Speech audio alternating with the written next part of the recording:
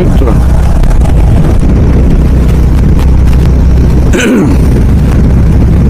অনেকটা পথই চলে এসেছি, আর বাকি 279 কিলোমিটার। আমরা 7খানা বাইক যাচ্ছি পুরীর দিকে। সকাল 6টার দিকে রওনা দিয়েছি। আমি এসেছি যাদবপুর থেকে, আর বাকিরা সব এসছে বারানগর থেকে। এখন ব্রেকফাস্ট তো অনেকক্ষণ আগেই হয়ে গেছে। তারপরে এক জায়গায় একটুখানি দাঁড়িয়েছিলাম,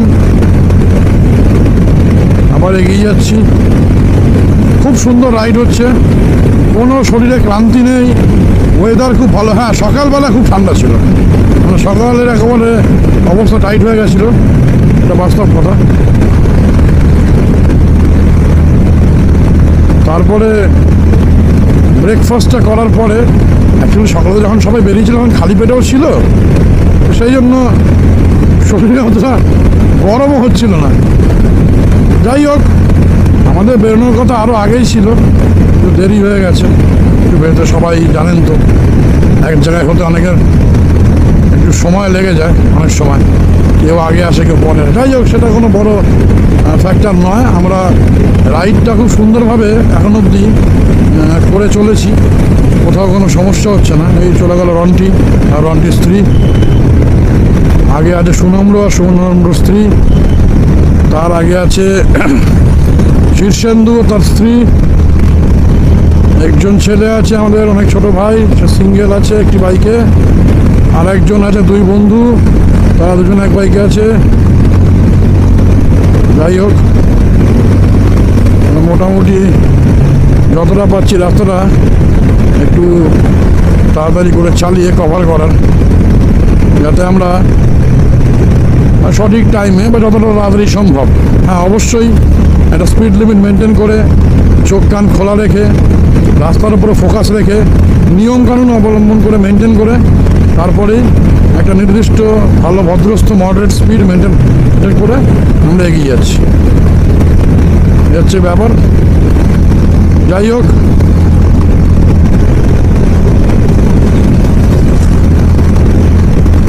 কারণ ওড়িশায় ঢোকার পরে আমাদের স্পিড অনেকটা স্লো করে দিতে হবে, মানে বিলো 60। আমরা হয়তো 50 থেকে 55-এর মধ্যেই চালাবো, যাতে কোনোভাবেই 60 না ছুতে পারে। ওখানে 60 ছুলেই যথারীতি ফাইন। জায়গায় জায়গায় স্পট ক্যামেরা বসানো, পুলিশও দাঁড়িয়ে থাকে ক্যামেরা নিয়ে, সুতরাং কোনো ধরনের রিস্ক নেব না। সেই জন্য আমরা যতটা পারছি এখন ভদ্রভাবে ট্রেনে বেরিয়ে যাচ্ছি, যাতে উড়িষ্যায় গিয়ে আমাদের স্পিডটা স্লো হওয়ার পরে খুব একটা পরের দিকে লেট না হয়। ফাঁকা রাস্তা পেলে প্রত্যেকটা রাইডারই টানতে ইচ্ছা করে, কিন্তু উড়িষ্যাতে কোনো উপায় নেই। 4 হুইলারের জন্য 80। এই যে এখানেও ক্যামেরা বসানো, এরকম আমরা বিভিন্ন জায়গায় ক্যামেরা পাচ্ছি। তো যাই হোক, এই ওপরের দিকে ক্যামেরা, আপনাদের কতটা দেখাতে পারছি জানি না। এই যে এটা স্পিড ইয়ে করে। এই যাচ্ছে সুনামড়োর বউ।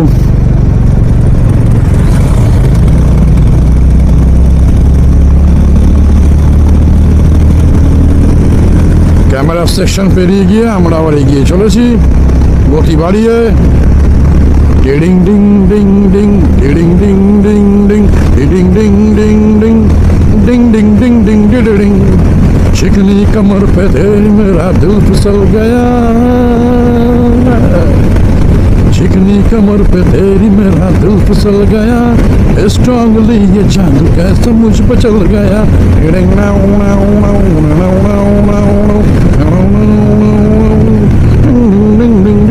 আবার ক্যারেমা ক্যারেমা ক্যারেমা ক্যারেমাতে ক্যারেমাতে ছড়াছড়ি।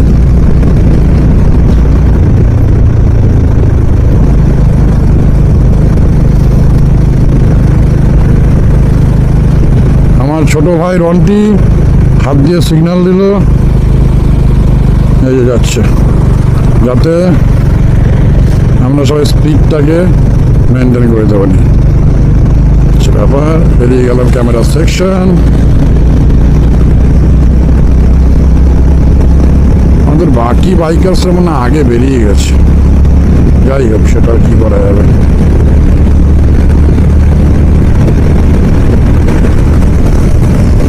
এই চলে গেল সোনামুড়োর বউ ভস ভস করে স্পিড দিয়ে। সাব্বাস,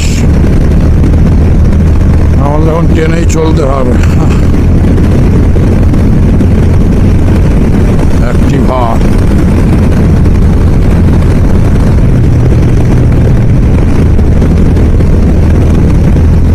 কত যে সাগর নদী পেরিয়ে এলাম আমি, কত পথ হলাম যে পার, তোমারই মতন এত অপরূপ সুন্দর। এই রাস্তার উপরে হাম্বা খাও, এগুলোতে খুব সাবধান। হাম্বা খাও, তারপরে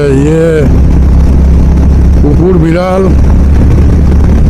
কোথাও কোথাও মুরগির ছানাও পেয়েছি। এখানে নয়, গ্রামে গঞ্জে।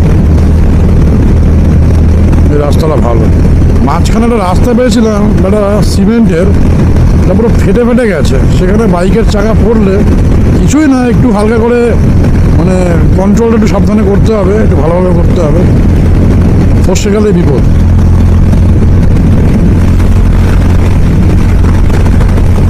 এখনো 5 ঘন্টা 5 মিনিট দেখাচ্ছে।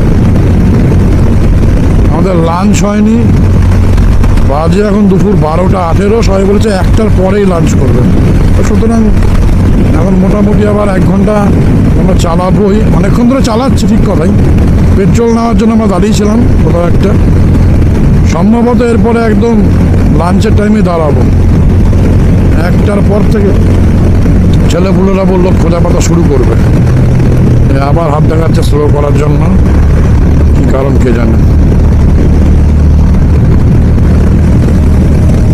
এই আরেকজন ভাই বেরিয়ে গেল, যে সিঙ্গেল।